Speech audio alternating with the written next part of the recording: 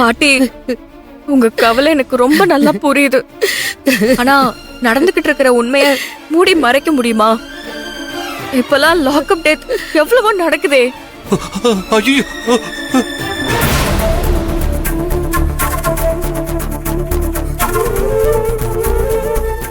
ஏய் சத்யா,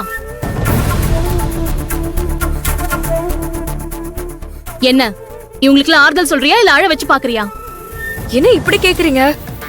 நான் மனசு தாங்காம என்னோட கவலைய கஷ்டத்தை மாமா கிட்டயும் பாட்டி கிட்டயும் ஷேர் பண்ணிக்கிட்டு இருக்கேன். அது புரியாம நீங்க வந்து இப்படி கேட்டுக்கிட்டு இருக்கீங்க. என்னமோ உங்களுக்கு மட்டும்தான் இவங்க மேலயும் இந்த குடும்பத்து மேலயும் அக்கறை இருக்கிற மாதிரியும் அன்பு இருக்கிற மாதிரியும் சும்மா சீனை போட்டுக்கிட்டு இருக்காதீங்க. ஏய், இப்ப நடக்கிற சூழ்நிலையில உங்ககிட்ட சண்டை போட முடியாது. பாட்டி அழாதீங்க பாட்டி. என் பேரனுங்களை இனிமே வெளியில எப்படி கொண்டு வர போறோம்?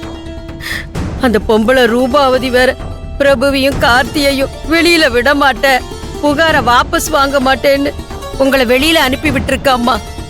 அவனை மீறி நாம என்ன பண்ண முடியுமா? பாட்டி, நம்மள மீறி அந்த ரூபாவதி இருந்தா அந்த ரூபாவதியை மீறி தெய்வம் இருக்கு பாட்டி. அது நமக்கு துணையா இருக்கும். நடக்கிறதையெல்லாம் பாக்குறப்ப எனக்கு அந்த நம்பிக்கையே போயிடுச்சு மாதிரி. மாமா, இப்ப நம்ம கிட்ட இருக்கிறது இந்த நம்பிக்கை மட்டும்தான் மாமா. அதையும் மீறி நாம விட்டுறக்கூடாது.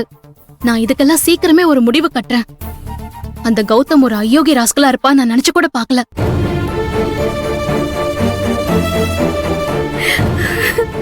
அவனை சொல்றியா ஆதிமா? அவனை பெத்தவளே அவனுக்கு மேல இருக்கிறாளே. ஆமா, கரெக்ட் தான். அந்த அம்மா உங்க பையன் பண்ண தப்ப பத்தி ஒரு வார்த்தை கூட பேசல. நான் அடிச்சது மட்டும்தான் பெருசா பேசிட்டு இருக்காங்க. இருக்கட்டும், அவங்களால எந்த அளவுக்கு போக முடியுமோ அதே அளவுக்கு போக நானும் ரெடியா தான் இருக்கேன்.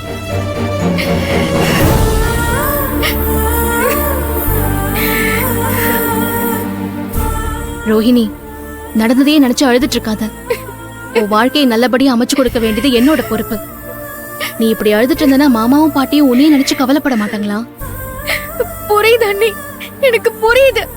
ஆனா என்னால அழாம இருக்க முடியலையா அண்ணி? நான் என்ன பண்ணுவேன்? அழாத ரோஹிணி. மாமா பாட்டி சாப்பிட வாங்க. ரோஹிணி, ரேவதி, நீங்களும் தான். எனக்கு ஒண்ணு வேண்டாம் மாதிரி. அப்படிலாம் சொல்லாதீங்க மாமா. நீங்களும் பாட்டியும் சாப்பிட்டு மாத்திரையெல்லாம் வேற போடணும்ல. பட்னி கிடந்து உடம்ப கெடுத்துக்காதீங்க. வாங்க சாப்பிடுங்க. இல்ல மாதிரி, இப்ப என் தொண்டை குழிக்குள்ள ஒரு பருக்க கூட இறக்காது. என்ன வற்புறுத்தாதம்மா, என்னால முடியாது. பெத்த பிள்ளைங்க போலீஸ் ஸ்டேஷன்ல லாக்கப்ல. என் பொண்ணு புருஷனை விட்டுட்டு பிறந்த வீட்டுல இதையெல்லாம் பார்த்துக்கிட்டு ஒரு அப்படா என் நிலைமையை கொஞ்சம் யோசிச்சு பாருமா. ஒவ்வொரு நிமிஷமும் என் உசுறு என் உடம்பு விட்டு போற மாதிரி இருக்குமா.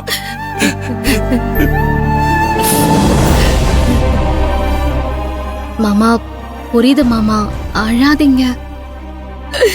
பாட்டி அழாதீங்க பாட்டி. ரேவதி, நீயுமா? ஏய் ரேவதி, ரோஹிணி அழாதீங்க. நான் இருக்கேன்ல, நான் பாத்துக்கிறேன். அப்பா, என்னப்பா இது? அண்ணி தான் தைரியம் சொல்றாங்கல்ல, அப்புறம் எதுக்குப்பா நாம அழணும்? அண்ணி இது வரைக்கும் சொன்ன எதையுமே காப்பாத்தாம விட்டதே இல்ல. இவங்க கண்டிப்பா அண்ணனுங்க 2 பேரையும் வெளியே கொண்டு வந்துருவாங்கப்பா.